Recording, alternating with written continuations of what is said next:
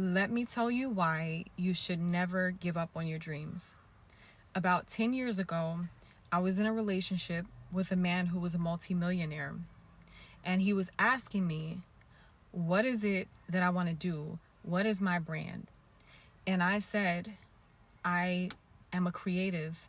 I'm an artist. I want to create. And he told me, you don't have the luxury to pursue what you want to pursue. And because he was the millionaire mentor and he was successful, I listened to what he said. And even though I was disappointed, and even though I still wanted to pursue my dreams, I gave up on my dreams because of that. If it had been someone else that wasn't on his level, I would have not really paid it no mind. But this was somebody that I considered successful, and at the time I was struggling. I was in survival mode, so I took what he said. I valued what he said, even though I thought it was hurtful. But let me tell you how powerful God is, and not giving up on your dreams is. I had to do work on myself. Like, in order for something to change, you have to change. The problem was I didn't believe. Fast forward to now, I have actually made more money doing what I love to do than anything else. And I just recently got a contract partnering with the city to host, as a painting instructor, a program that I created called Paint with Purpose. And I am so happy that I never gave up on my dreams. Now I am doing what I love to do. Now I'm making a living doing what I love to do. The only difference between then and now is that I didn't believe then, but now I do. But I had to do the work. I had to allow God to heal me from all of the brokenness that made me agree and come into agreement with those negative thoughts, those negative opinions, those negative words. When somebody says you can't do something, it's a reflection on what they believe. People try to project onto you what they believe. This is why you cannot be yoked with unbelievers, even people that are calling themselves believers. Because if they don't believe in what you're trying to do, it's not their job to believe. It's not other people's responsibility to believe in you. You have to believe in you. That's your responsibility. And you have to move and act like somebody that believes. That means how you go and execute the plan, the strategy, it has to come from a place of belief. Because anytime there's unbelief, you cancel yourself out of opportunity. You have to go into it assuming the win. You have to go into it knowing who you are. Because if you don't, if there's any slight bit of doubt, then it can't happen. Because you will lack the motivation, you will lack the consistency, you will lack the courage to keep pressing forward. Because it takes consistency, it takes tenacity, it takes courage to go after these things. Because there will be a no. There will be a no sometimes. But you can't take no for an answer.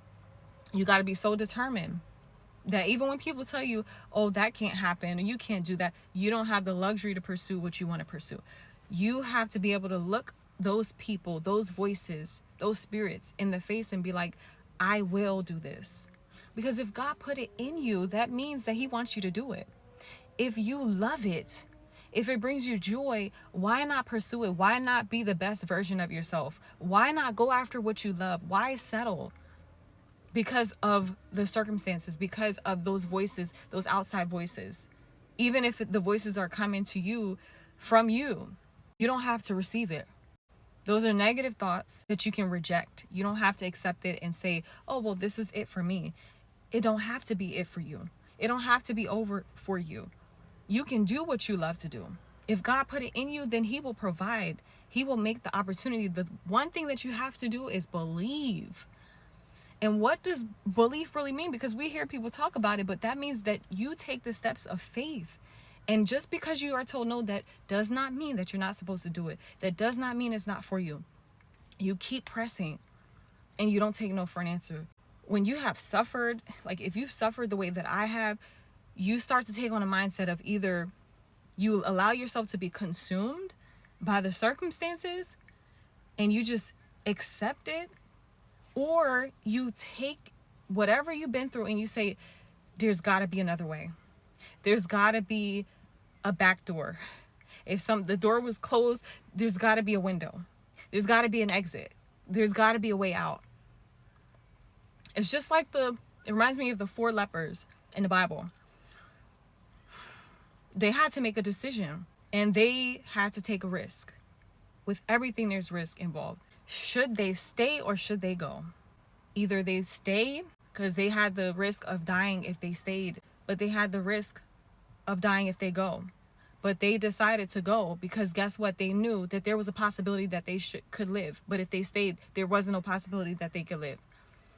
So everything has a risk, but you got to take a chance. You have to make a start. And that's what I chose to do. I didn't allow those negative voices. At some point, actually, I did let those voices get to me and I did give up. And I didn't feel like it was possible because I didn't believe. I couldn't see beyond my circumstances. But the moment I started to renew my mind, like the Bible says to do, we have a job, we have a responsibility even in the things that happen to us. You may not be able to control what happened to you, but you can control what you do, your response to it. And when you choose to fill your mind with positive words of affirmation, motivational speeches every single day, at some point it's going to renew your mind. It's going to cause you to believe. It's going to cause you to realize that there's possibilities. It's going to help you to recognize the possibilities. And then it's going to force you to get up and do something as an act of faith. That's why you got to be careful what you listen to, because the Bible says faith comes by hearing. That's how you believe, is by what you hear. And if you're not careful to guard your ear gates and your eye gates, because whatever you see, it's affecting what you believe as well. It's getting into your spirit. So you have to be careful about those things so it doesn't affect how you move. Because if you sit there and ingest so much negativity, so much negative news, it'll start to make you think, well, what am I doing this for? But you are attracting whatever you believe. It's the law of attraction, and that is how God created it to be. It works for anybody, and He is not a respecter of persons. So only believe. I'm here to tell you, if I can do what I love, after all the hell that I've been through, after all the pain and suffering that I've experienced, then it's possible for you too as well. So just stay encouraged and pursue what you love. That doesn't mean you stop and you quit your job right away, but have a strategy, have a plan, do research, be aggressive with your research, be aggressive with your faith.